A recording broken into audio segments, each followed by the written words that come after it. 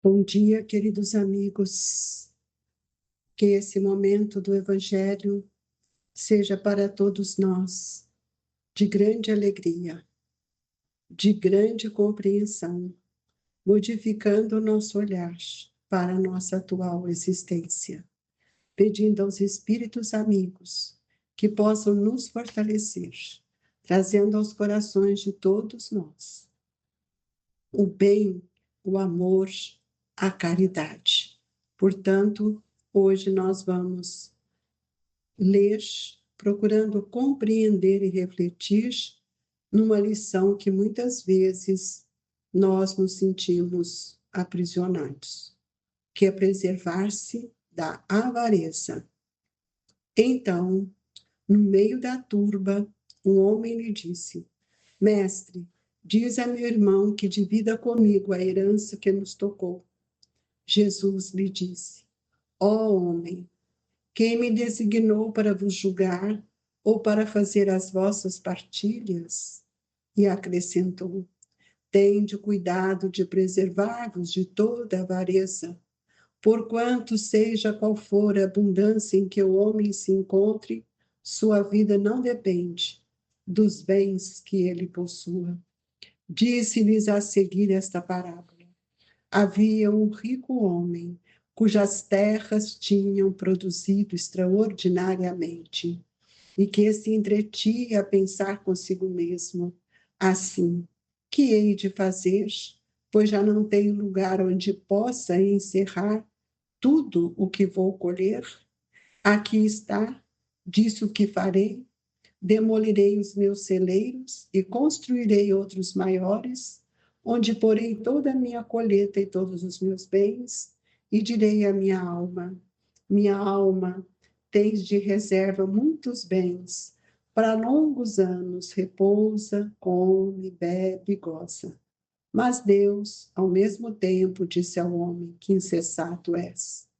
Esta noite mesmo tomar-te-ão a alma, para que servirá o que acumulaste? E o que acontece àquele que acumula tesouros para si próprio e que não é rico diante de Deus? São Lucas, capítulo 12, versículo 13 a 21. Senhor Jesus, que essa lição possa mexer com nossa intimidade espiritual, por um processo reflexivo daquilo que temos feito em nossa reencarnação, questionando em nossa intimidade a quem temos servido, a Deus ou a Mamon. Ajude-nos, Jesus, a desprender das coisas do mundo, participando de tudo aquilo que nos engrandece, nos relacionamentos, nas trocas afetivas, na disponibilidade de amar e servir. Dai-nos a luz da compreensão, Senhor. Fortalecei-nos na fé e na coragem, e que nesse momento sejamos agraciados pelos Espíritos amigos, que hão de olhar por todos nós em nossos lares, amparando os nossos familiares, estes entes que tanto amamos, mas que necessitam tanto de nós.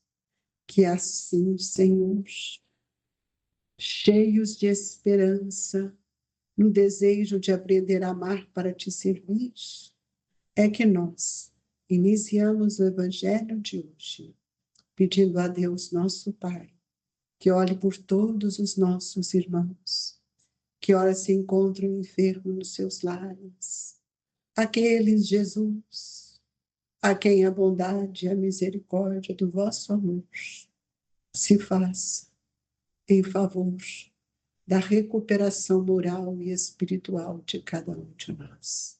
Que Deus nos guarde, que Deus nos proteja e proteja todos os nossos. Que assim seja.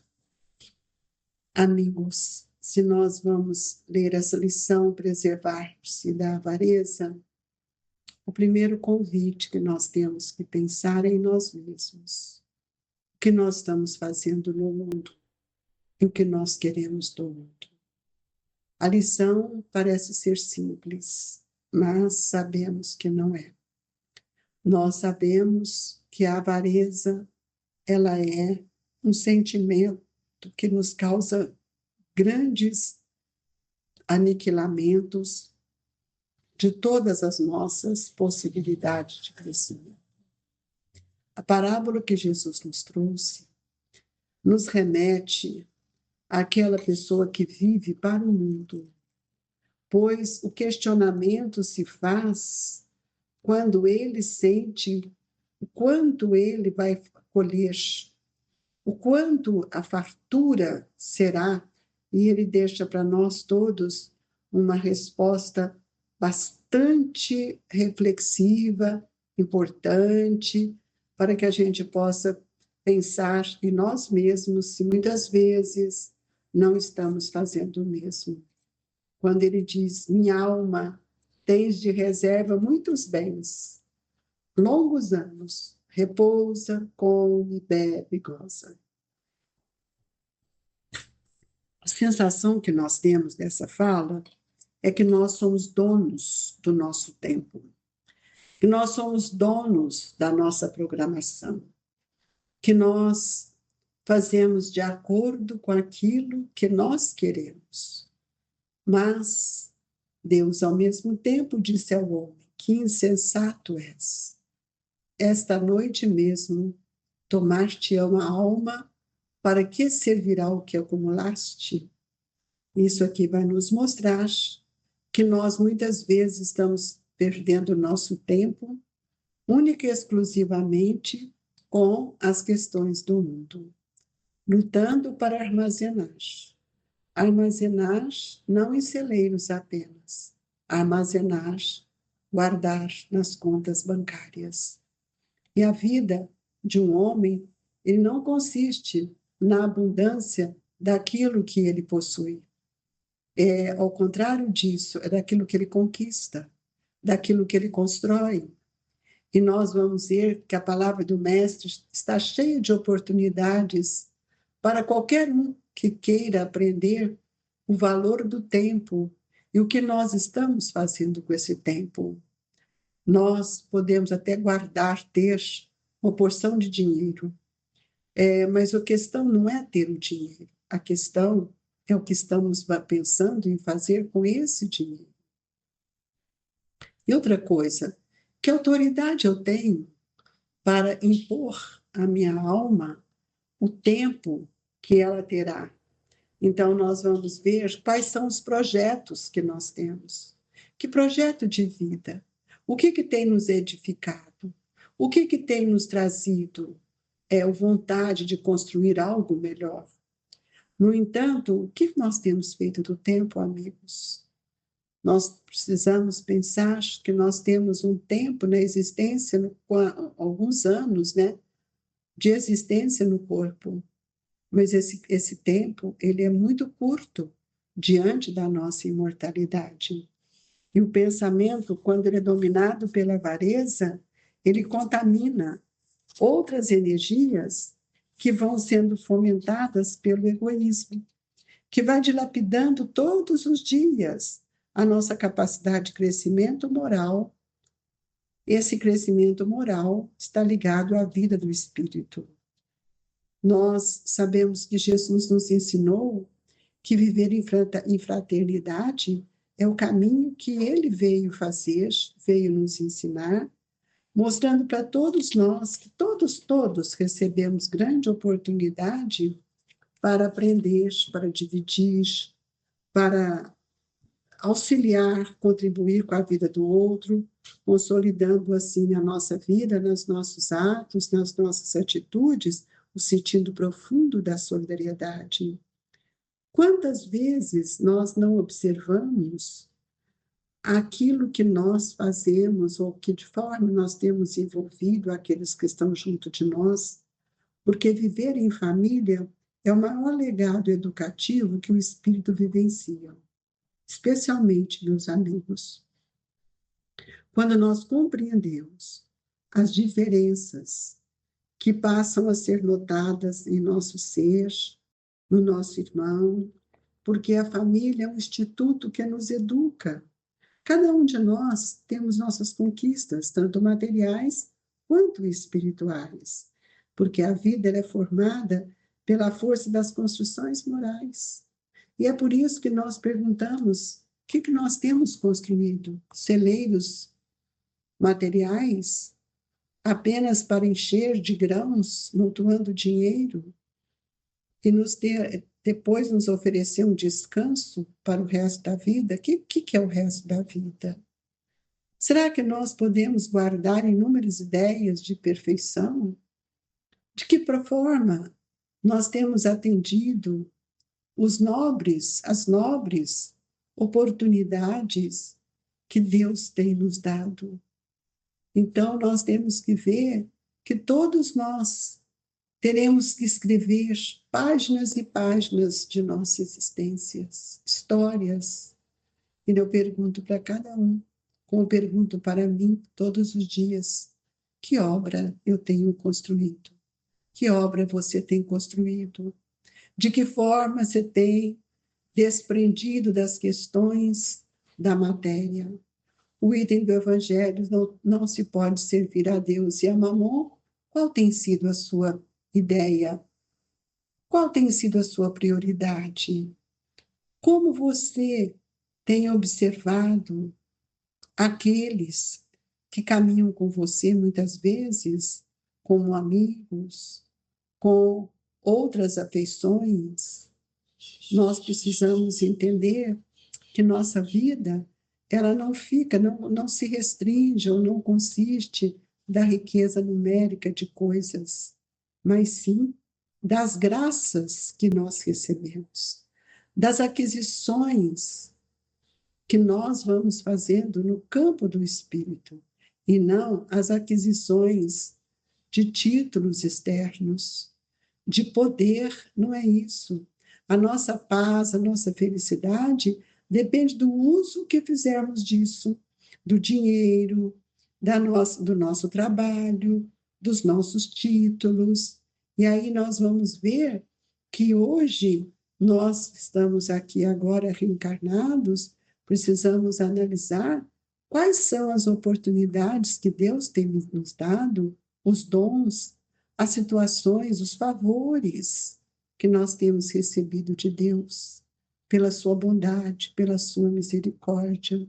Então, queridos amigos, a lição de hoje vem nos convidar para que a gente não fique pensando em apenas amontoar levianamente o que detens por empréstimo, mas nós precisamos mobilizar dentro de nós critérios, recursos que estão depositados em nós para que nós possamos desbravar o caminho do bem e da caridade. Nós sabemos que quando voltarmos para o mundo espiritual, não seremos convidados de forma alguma, ninguém nos convidará a relatar os bens que nós ajuntamos, mas seremos convidados a relatar as bênçãos que construímos, que oferecemos, que nós possamos refletir nos bens que temos, oferecendo emprego para que as pessoas diminuam as suas necessidades materiais e que eles possam, num relacionamento afetivo e sincero, junto a nós, crescer moralmente, espiritualmente. Os bens externos, eles não contribuem nada, a não ser com a nossa vaidade e com o nosso egoísmo.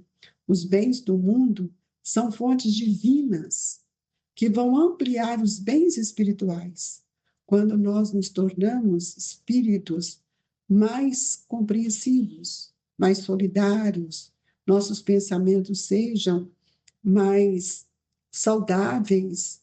Então, quando a inteligência, nós precisamos entender qual é a função dela. A inteligência, amigos, ela tem uma função primordial de dar avanço e progresso do espírito. Por isso é que ela vem ligada diretamente à razão. Quando Kardec nos convida a pensar na razão da fé raciocinada, é justamente por isso. Porque a inteligência, quando ela está ligada à razão, ela se torna uma potência com muita expressão diante da consciência. É a inteligência que vai levar, dar direcionamento aos nossos pensamentos. E aí eu pergunto para vocês, o que é viver? Como você tem vivido? O que vem te atrapalhando, te trazendo inquietude, solidão, tristeza, muitas vezes um vazio existencial? Será que você já refletiu, amigo, que a vida é um movimento que pede sempre atenção em função do trabalho operoso do pensamento, da vontade e da inteligência? Se observar bem, com muito cuidado, verá que viver é um ato inteligente. E quando o espírito percebe que as oportunidades que se desenrolam diante de si não têm endereço, mas são motivadas pela vontade de realizar o mesmo. Não preocupemos com os celeiros dos homens. Não há felicidade, o dinheiro não nos traz felicidade. Não há felicidade em cima das conquistas materiais. Há sempre um vazio. Há sempre um réptil na cesta, nos diz o Evangelho. E a grande riqueza do homem é saber dividir, dar, oferecer o que possui. Essa é a grande dádiva. O maior exemplo que nós tivemos foi de Jesus, que ele procurou mostrar que precisava do seu irmão para oferecer tudo o que necessitava, para manter o seu trabalho na força moral que lhe era peculiar. Jesus não fez o seu trabalho sozinho, ensinou, teve coragem, trouxe para nós uma esperança de progresso. Nós hoje estamos vivendo um outro tempo, amigos. A sinceridade da amizade precisa ser consolidado na fé e na esperança, para que todos nós tenhamos um porvir de luzes. Essa questão da avareza, ela precisa ser melhor compreendida para que ela não aprisione o espírito, mais uma reencarnação, querendo guardar tudo aquilo que o mundo oferece, refletindo e reconhecendo que nós não somos do mundo. Por isso, queremos agradecer a Jesus e, mais uma vez, pedir ao Mestre que ele nos doe esses momentos felizes do passe, as energias que tanto necessitamos. Senhor, que a nossa vida seja motivada pelo trabalho do bem. Desejamos te amar, Jesus. Por isso pedimos que a água seja fluidificada, consolidando em nós a fé e a esperança, e que Deus, na sua infinita misericórdia, possa olhar por todos os nossos irmãos que ora passam em dor, por todos os nossos irmãos que se encontram nos presídios, pois são irmãos nossos, e que este tempo do trabalho seja revestido em luzes para aquele que multiplica o bem, e que Deus, na sua infinita bondade, nos assista hoje, agora e sempre. Amigos, irmãos queridos, receba em seu coração as vibrações do Grupo Espírita Esperança e Caridade, Colégio Allan Kardec.